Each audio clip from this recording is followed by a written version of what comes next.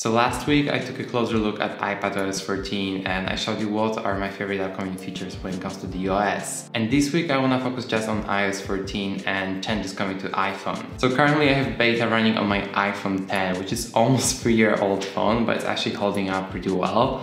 And I must say it's a little bit slow compared to how it works on my 2018 iPad Pro, but nonetheless it's still really snappy and I didn't really have any bigger issues. So let's dive in and talk about what's coming to iOS 14. So the biggest changes in iOS 14 are of course those coming to the home screen. But for now I just want to leave them and focus on other features coming to iOS together with iOS 14 update. If you're using iMessage a lot, you will probably notice a lot of changes coming to the app. And first one is an option to pin your favorite contacts as well as groups, and some changes coming to group messages. So now you'll be able to mention someone inside of the group or have a conversation in line. It will work very similarly to how it works currently in Facebook Messenger. Of course, I will not show you my Messages app, but I will show you one of the new apps in iOS 14, and that's Translate. And Translate is really basic translation app that actually can work fully on your device so that you don't have to rely on internet connection.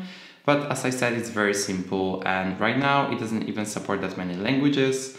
You can see there is Chinese, English, German, Japanese and a few other ones. And the list is quite short, but probably with time Apple will add support for more languages here. And I also hope that they will add more features in general, because currently you can only use it for voice translation as well as text translation, but there's no option like in Google Translate where you can, for example, just point your camera at something and the text is going to be translated. I can try my German and let's see how it works. Wie heißt du? And yeah, it works. I mean, it's a translation app, so it works quite well. And you can even see your recents as well as pin some of your favorite translations. If you're using the Home app and Apple Home, you can see a few changes coming to this app as well. As you may see, there is this new status that shows the most relevant information to you. So in my case, it's the temperature in the apartment as well as humidity.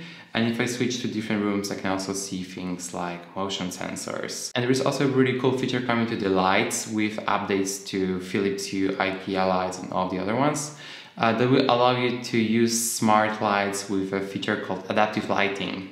So that's basically night shift for your lights, and that means that in the morning the lights will be a little bit cooler than in the evening. Also, I'm really happy to see some changes coming to the camera app for older iPhones. So if you're using iPhone XS or iPhone 11, you had an option to change camera settings inside of the camera app without going to the settings. But now on iPhone 10 I can also do that, so I can go to video settings and I can tap on 4K and change between different settings. I can go to 60 FPS, 24, etc. I'm really happy to see this feature because it was missing forever. Also, once iOS 14 is out, you'll be able to change the default email app as well as Safari to a different one. Currently, this feature is of course not available because the apps need to be updated to support this feature, but this is going to be an option later this year. And there's also some other things coming in the fall, like spatial audio for AirPods Pro and app clips that of course are not available out just yet. And there's also features that are not available everywhere around the world, like new Apple Maps features with cycling directions. So I live in Berlin and unfortunately we don't have cycling directions here, but I can quickly zoom into San Francisco where the feature is supported. Let's tap here and let's set directions. And as you may see, we have cycling directions together with climb and extra warnings. And we can also adjust the route to avoid hills and busy roads, which is a really cool feature. And I wish to see it soon here in Germany. So now we can go to the main part of this update, and that's changes coming to the home screen. And of course the biggest change here are the widgets. And first of all, they have a completely new look, and second of all, we can put them onto the home screen as you may see here. So I have two different widgets here, and the first one is just a small weather widget that I cannot scroll or anything. And the second one is a smart stack. So smart stack allows you to stack multiple different widgets into one. So that you don't have to take multiple slots on your home screen. And if I want to edit it, I can just long press on it and I can edit the stack. And here I can see all the apps that are added. And if I want to add more, I just have to hold and press and go to the jiggle mode, press on the plus button, and now I can, for example, drag and drop the music widget inside the Smart Stack, and as you may see, I added it now to the Smart Stack. And if I want to remove it, because the music widget is not really that useful to be honest, I can just simply swipe it. And as you may see, I have this Smart Rotate feature on, and that basically changes the widget into the most relevant one during the day. So sometimes it's going to show me the fitness widget, which is a renamed activity app.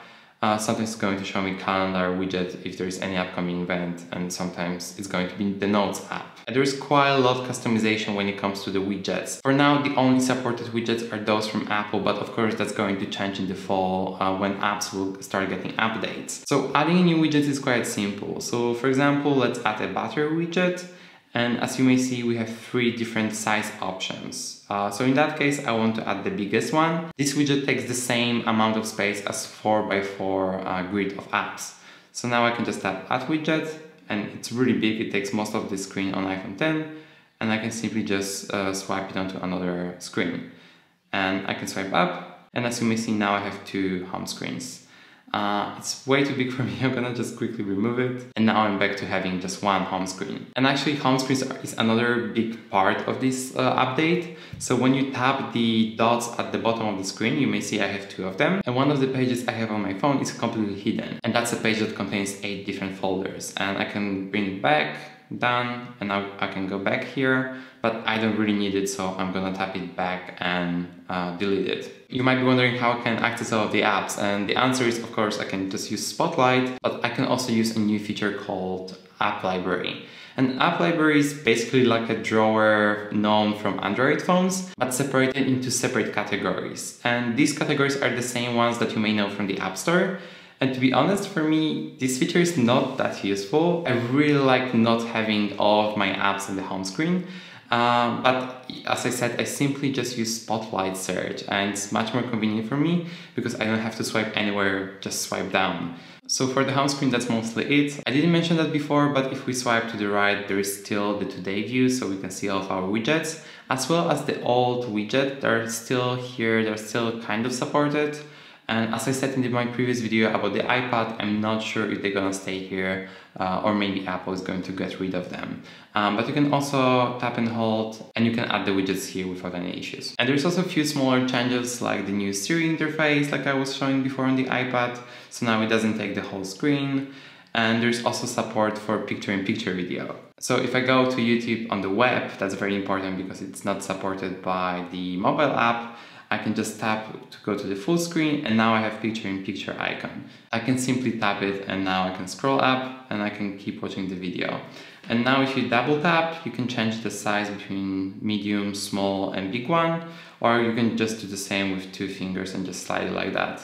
You can move it around your screen, up, down, and all of that. And you can just tap on it and get rid of it. And what's really cool is that it also works for FaceTime, so you can finally use your phone while FaceTiming and the other person will still see you. And yeah, these are changes coming together with iOS 14. And for me, personally, the update is not as big as it was last year. Last year's addition of dark mode was a killer feature, and I still think it's one of the most important changes to iOS ever. And now with iOS 14, it's mostly refinements, with an exception of the home screen, of course. And that's a feature that I was really hoping to see for a really long time. I really like how the new widgets look like, and it's really cool that you can adjust the size. And I think the only real complaint I have about them is that they're not as interactive as the previous one used to be. So for example, with the old widgets, now you can see that I have a Things widget here. I can, for example, tap on Record A-roll, the first task, and it's done. And with the new widgets that won't be possible, and I would have to first go to the app, and then deep link inside of the app is going to check that item off. So I don't like this change that much, but the rest of the changes to widgets are really nice, and I'm happy to see them. Let me know in the comments down below if you have any other questions regarding iOS 14 or iPadOS 14. In upcoming weeks, I might also do one more video about tvOS 14, since I'm also using it. And to be honest, changes there are very small, but I'm really surprised how much they're bringing to the experience of using Apple TV. So yeah, thank you for watching this video, and see you in the next one.